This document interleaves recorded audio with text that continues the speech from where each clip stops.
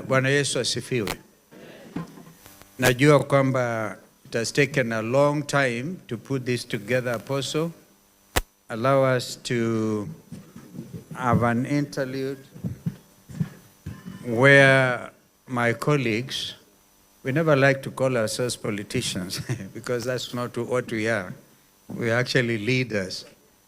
And I think especially called. We accepted to come because, Apostle, you're a wonderful servant of God. And we are truly amazed by what you've been able to achieve since 1997. From around Vitani to around the world. We give God the glory. So that we do not cause an interruption, we wanted to deliver some messages, leadership messages, and then we will continue. Because when the aspirants decided to go there, mbele ya madhabahu, anaanza kuchitangazia pale, I was expecting you exercise your authority to throw them out and bring them back here. Because this is a very important function happening as it does at a time when our country is at a crossroads. Allow me to quote from the Bible. And I don't want to misquote, because sometimes we misquote from the Holy Book. And I met a friend you may know, Apostle Musili, called Reverend Modhukia. He was with us in the village when we were escorting our elder cousin out in Sekuru. And one of his pastors wanted to read, he said, read this and this, and he was reading from the smartphone. Reverend Modhukia told him, wait a minute, you read from the Bible, not from the smartphone. I know that we have all gone digital, and it is important, I think, once in a while, if you want authenticity, because there are very many translations actually on the smartphones. But I thought we could, with your permission, before I call my colleagues, the giving we'll do after that, if you allow us, but so that we also really take time to honor the Lord by our presence here and to honor the work of this ministry, ATG International, Deliverance International, and the tremendous work that you have been able to achieve and accomplish. I want to give personal testimony that I know you, Apostle Musili, and as you said, a great friend of our fallen leader, the late Prime Minister Raila Amolo Odinga. You stood with him through thick and thin. You stood for what is fair and what is just. Even when the Church of God was speaking in different tongues, and the moment to call the nation to order arose, you did not shy away. And you continue in that perspective. Nadhani tutarudi wakati mwingine kwa hiyo ministry ya pembe. Mimi nilimwagilia pembe, kwa hivyo hakuna haja kunirudishia. Ukiona inatosha tena, maybe we'll submit ourselves. But can I just hold this? Let me just wear I'm very poor at wearing glasses. Just hold this one. Give it to me now. I want my Bible.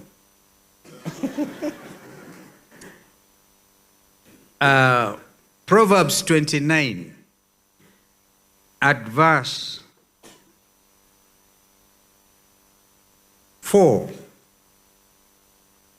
I read this because we have in our midst abductees, Kenyans, who were on the 25th of June arrested by Kenyan police. Not wale ambao wanavalia baklava, put into police lorries and then driven around the city, sometimes 30 minutes or so from their own testimonies here, and then transferred to the famous Subarus. So there's no doubt these were arrested by the Kenyan police, men and women who are supposed to serve the nation under the National Police Service. And I am tempted to say this, Apostle Musili, that when we take over as united alternative government and other Kenyans of goodwill, we will have in real time to reform the National Police Service. Because they cannot continue this way. We know that under them there is IPOA, independent. Kenyans are crying out for justice. Therefore, at Proverbs 29, verse 4, by justice, a king gives a country stability. But one who is greedy for bribes tears it down. Does that sound like we are in Kenya? We are tearing down our country with bribes. Apostle Musili, I appreciate the fact that you have organized this, where we have the bishops, the apostles, like my friend Apostle Ikui, and I'll share what my friend Eugene and I think about Ikui. We'll look for a job for him, afanye mambo ya treasury.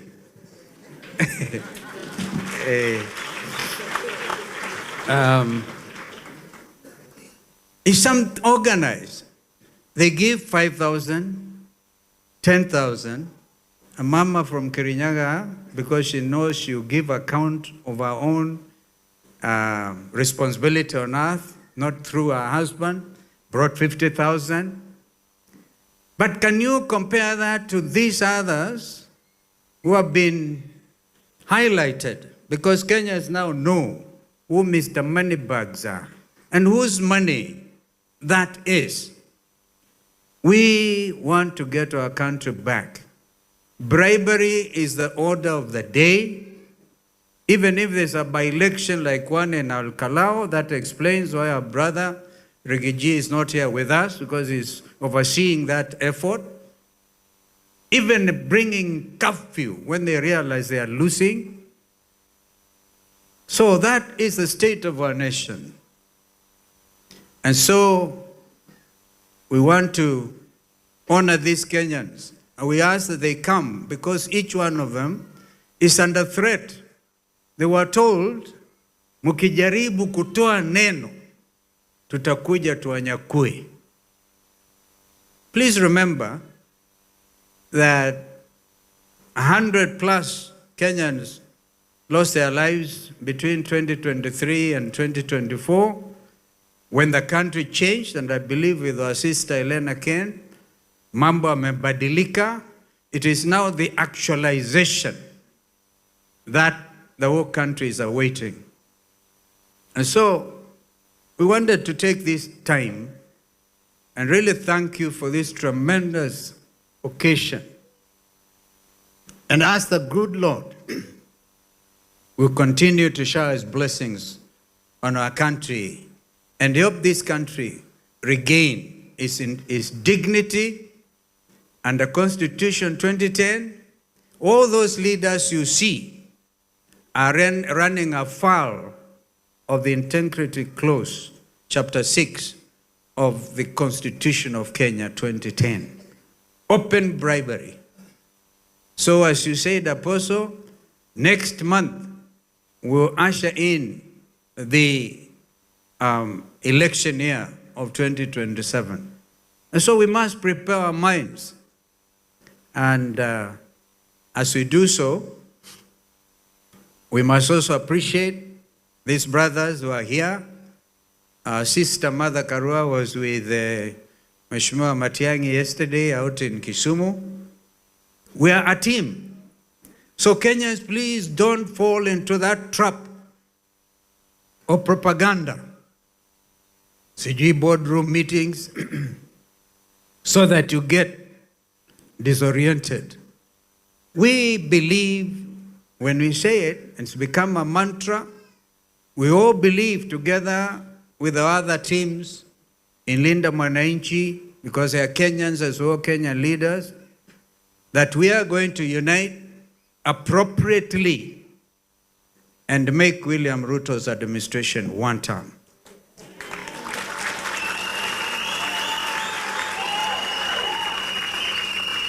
So as you see us here, my brother J.B. Muturi, who is a chairperson of the People's Restorative Justice Commission, my brother Eugene, he spent a lot of time, I think, with J.B., with the abductees.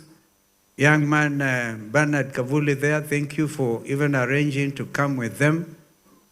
And my brother Fred Matiang'i, and as I said, our brother Rigi G. Please, media, we celebrate you. And particularly, the only voice remaining now is Standard Media. That's why you get a whole head of state going on Twitter, attacking the leadership of media houses. Freedom of the media is so important at this time that we cannot play with it. So those are my remarks for now, as I give assurance on behalf of my colleagues that can also speak on their own behalf. Coalition making and coalition building is never an easy task. That I can tell you. And so when we do these things the way we will choose to do them, please give us that time. Do not make it look like we are. Because we know the only card President William Ruto wants to play is to divide this team. Because he knows without this team being divided, he is one term.